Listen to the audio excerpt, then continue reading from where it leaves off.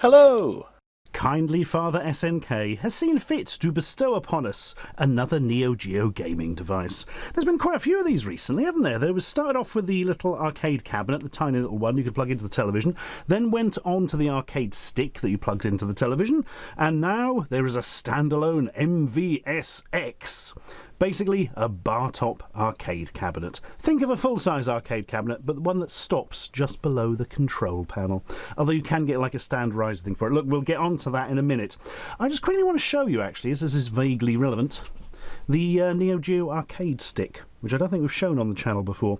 Massive old thing, as you can see here. One controller on it and all the buttons. Nice buttons, nice stick. Lovely, lovely, lovely. And you can plug in the controllers, I believe, from the old little mini arcade cabinet one. That's good, isn't it? And look, it's got buttons on the side. Never understood why you've got all these extra buttons here, though, because as you almost certainly know, Neo Geo games only use 4 buttons. And I mean, you've got the other ones on the side. I don't know, so you can use it for Capcom fighting games on something else. And gubbins. I don't really know. But I want to show you this because really, really nice arcade stick. Really, really nice buttons. Just want you to think about that. But yeah, you can plug it into your television, play games on it, and that's it really. It's nearly exclusively fighting games on it, but you can add more via the USB thing. There was a firmware update which added Metal Slug, I believe, because originally this only came with fighting games. And there's something called a high-low hack or something where you can stick your own ROMs in and get the emulator inside it to play any SNK game you fancy. Anyway, this bar top is far, far too big for the brown sofa here. So, quite fittingly, we must go to the bar. So this is the beast itself, and it is a heck of a thing. It's very large, obviously, it's very well built and heavy as a result. It's got all your nice Neo Geo flashings and graphics on it, so look, all your colours and your stripes and 4 random games for some reason, just in case people don't believe it's Neo Geo, because, I don't know, they can't read the logo. Yeah. It's really, really well put together. Very nice indeed. It says MVSX SNK NeoGeo Unico on the side. Unico being the company that made it. You've got holes here for this noise to come out of the speakers. That's important, obviously. Speakers aren't amazing, by the way. They kind of distort a bit if you put them at max, but to be fair, you're never going to put them at max because your head is quite near where the speakers are, so I can't really see a massive problem with that. You've got this little coin door thing that I don't like, frankly. It's a bit of plastic they've stuck on there, but it's obviously half the size it should be because, you know, this isn't quite full size width-wise, and it's just pointless because it doesn't look right because it's far too small. And most annoyingly, if you were to buy the stand to convert this into a sort of full-on stand-up machine, that comes with a full-size coin door. Only fake again, but a full-size looking one in it. So you then have 2 sets of coin doors, one of which is half-size. Pointless. Don't like it particularly. But doesn't detract from the main thing, so that's not too bad. And look, when you turn it on, the marquee lights up and everything. Very nicely, actually. Subtle sort of glow and very even, so that's really nicely done. Right, where do we get into on this? Tell you what. Let's punch the camera in a bit. The all-important control panel. I'm showing you the right-hand side because that's where the volume knob is. Look, physical control to turn the volume up and down as and when you need it. Very nice addition. Massively appreciate that. You've got the right player start button. There's left player start the other side. Hidden behind the joystick here is the select game button. Well, it says select game next to it in massive letters. It doesn't select game at all. In fact, it's insert coin. Work that one out. There's also an options button just off camera there, which you can press during a game, and that'll take you to an options menu where you can quit out or change all your settings, all that kind of stuff. And here is the completely useless LED digit readout, which shows you numbers. Except not useful numbers. It doesn't show you credits or anything like that. Nothing to do with the games at all. So the one on the right shows you how many games there are in the current collection. For instance, we're currently in the King of Fighters collection, which has 10 games. So that shows 10. Then if we move into the Metal Slug collection next, it now shows 6. And the one on the left just shows you which one you've highlighted out of it. So for instance, it's currently on 01 because it's at the start of it. It's just absolutely bizarre.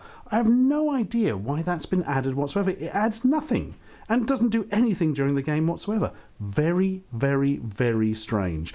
Anyway, on to the important bit. What are the controls like? Well, micro sticky clicky joystick. I don't like the feel of it. The actual top of the joystick feels a little bit cheap as compared to the rest of the unit, certainly. There's also a fair bit of travel on this, a little bit more than I generally like in a joystick, but overall it's fine. I mean, it doesn't feel like one of the high-quality ones from, Sanwa or Hap or something, which is a shame, because, this is not a cheap unit, as we shall get onto, but... yeah, it's all right. You push it in the direction, it goes in the direction. I've not had any problems with fireball motions and that kind of stuff, so it's fine.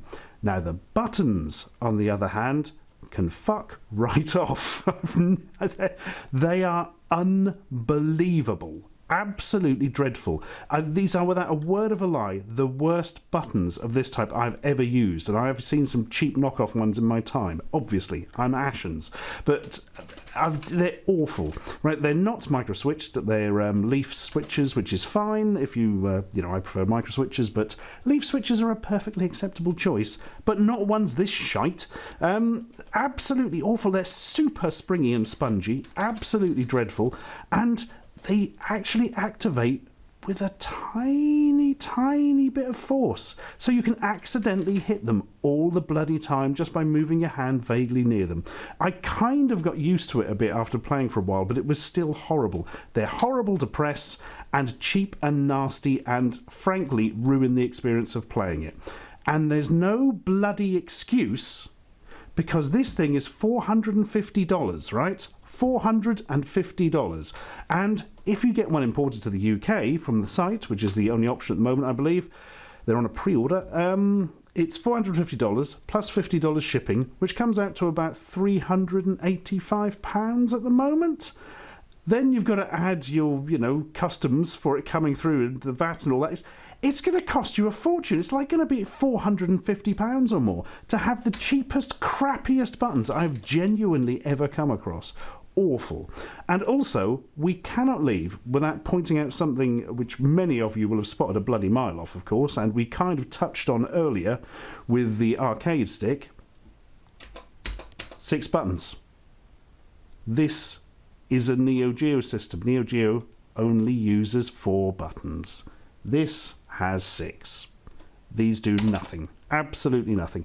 They're clearly only there if you want to put your own guts in and basically mod this to be able to play the Capcom fighters as well. By, taking the guts out and replacing it with your own. Which, unfortunately, does mean, if you're really into your Neo Geo and you just want this mostly because, it looks Neo Geo and that, well, it doesn't now, does it? It looks like a wannabe Capcom thing that hasn't been activated. So, what games do you get then? Well, there's 50 of them, and yeah, it's very, very fighting game centric. Not quite as bad as the arcade stick. You have got some non-fighters on there, but, well, let's go through. You've got the King of Fighters collection, King of Fighters 94, 95, 96, 97, 98, 99, 2000, 2001, 2002, and 2003. Basically, if you like King of Fighters, you are very well catered for. Then we have Metal Slug. You've got Metal Slug, Metal Slug 2, Metal Slug X, Metal Slug 3, Metal Slug 4, Metal Slug 5. Yep, plenty of Metal Slugs to keep you going. Basically, they've picked their main first-party franchises and you're getting all of them. Samurai Showdown Collection. Yep. Showdown, Showdown 2, Showdown 3, Showdown 4, Showdown 5, and Showdown 5 Special. Oh, blimey. Then The Last Blade. Good. Nice to see The Last Blade in here, but also The Last Blade 2. I do seem to recall there's not much point in playing Last Blade if you've got Last Blade 2, but that's something that's going to come up a lot. I think we'll stop saying that already. You've got Savage Rain and Kizuna Encounter. You've got, some non-fighting games. Well, beat-em-ups and scrolling fighters, I suppose. Sengoku 2, and Sengoku 3. The first one's okay, second one's pretty good, third one's pretty great from what I remember. Shock Troopers, you've got at least one shoot-em-up, although I don't think there are any, the standard sort of spaceship shoot-em-ups. I think that's about the only shooter on here, actually. Magician Lord, for a bit of a change. Then Super Sidekicks, Top Players Golf, 3-Count Bout, Baseball Stars Professional, Football Frenzy, that's your Sports Classic collection. And it's a bloody shame because there's no Neo Turf Masters. Apparently that's some sort of rights thing or something, but tragic. Fatal Fury Collection has Fatal Fury 2, Fatal Fury Special, Fatal Fury 3, Real Bout Fatal Fury, Real Bout Fatal Fury Special, Real Bout Fatal Fury 2, and Guru Mark of the Wolves, which not enough people talk about. Great game, great game. And then finally, your World Heroes and Art of Fighting collection. Why are they in the same collection? I don't know. But yeah, World Heroes 2, World Heroes 2 Jet, and World Heroes Perfect, which frankly makes these other three totally redundant. And then, of course, Art of Fighting 3? Ha! Who needs Art of Fighting 2? It was made of poison. Right, I suppose we better play one, really, hadn't we? So you can see it running.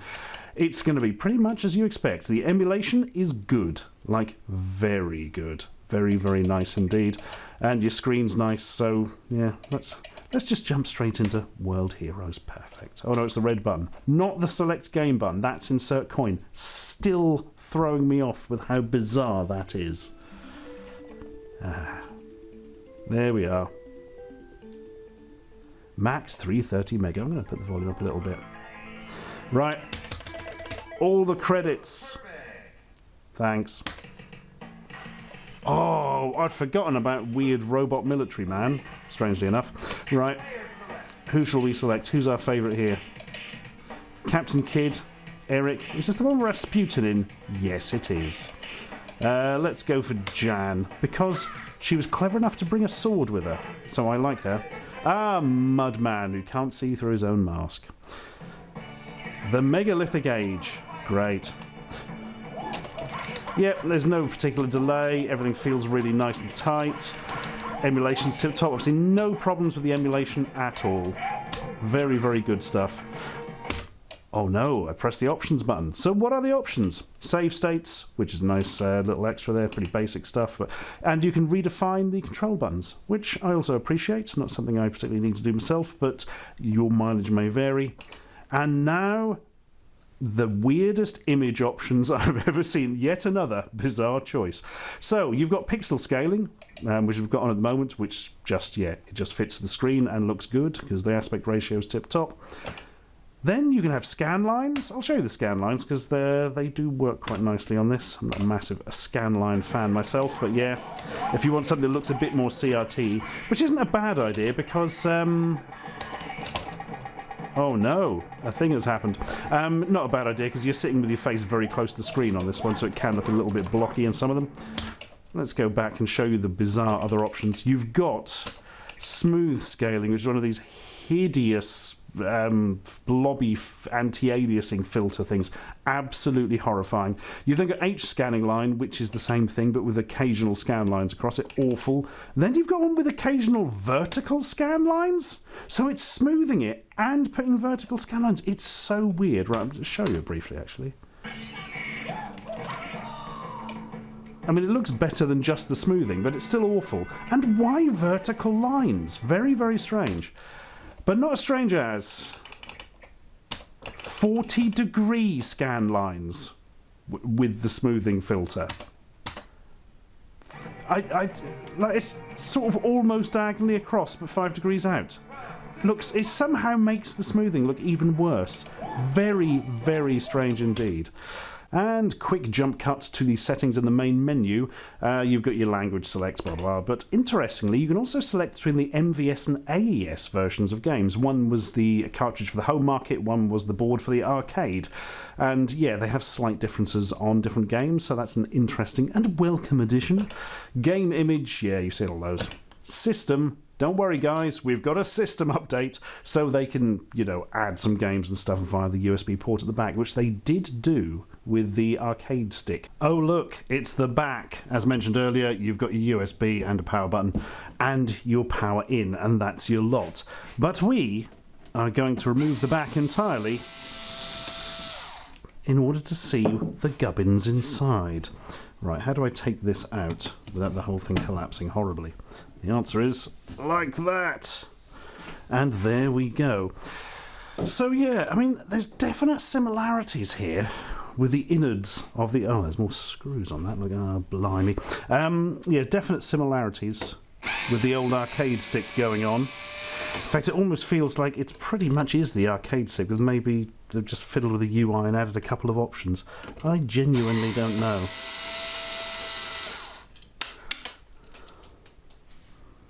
Oh, great. Internal cam! Yeah, it's all fairly straightforward in here. Your screen is held on fairly obviously. Looks like it'd come out pretty easily, actually. There are the guts, which is doing all your processing and, well, pretty much everything, really. The USB is literally a pass-through down to the bottom here. And, well, there's not a whole lot of room for messing about here. In order to change these, you are going to have to remove the monitor, really, I would have said, unless you particularly like... No, you're just not going to fiddle around under there to get to those. I think we have to be realistic here, and yeah, if you're going to take this apart, then that is the way to do it. Oh, there's a crack in that bit. Look at that. Oh, it doesn't affect anything. Thank goodness. Yeah, it's an interesting setup, this. It does look like it would be very, very, very easy to mod, to say the least. And with the position of the buttons on the front, I think that is very much something that's happened on purpose.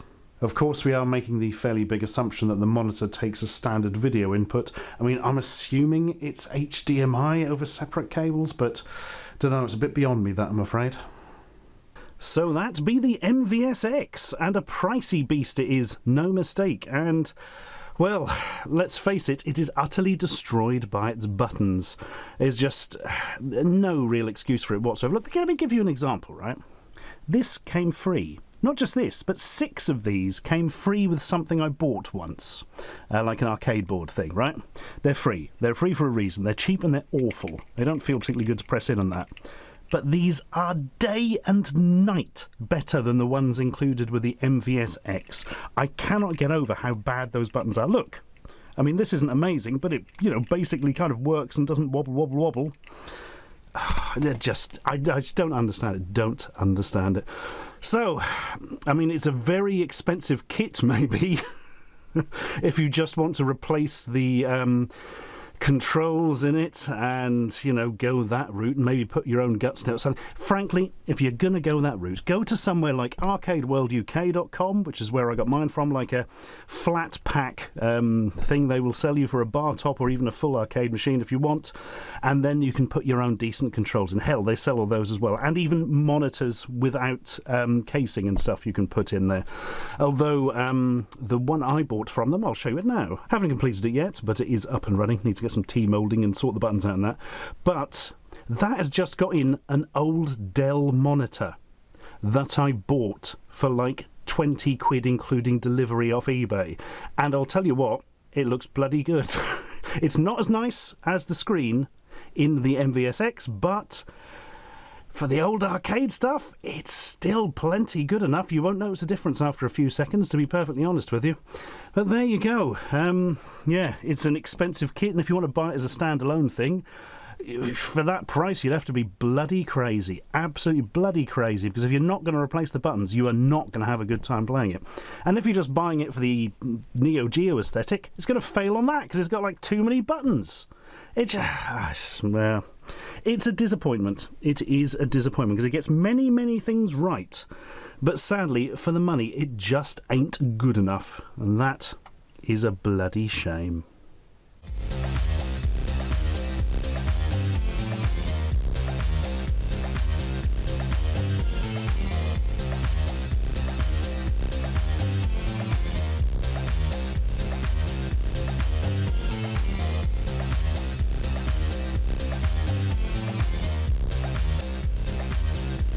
Subscribe for more.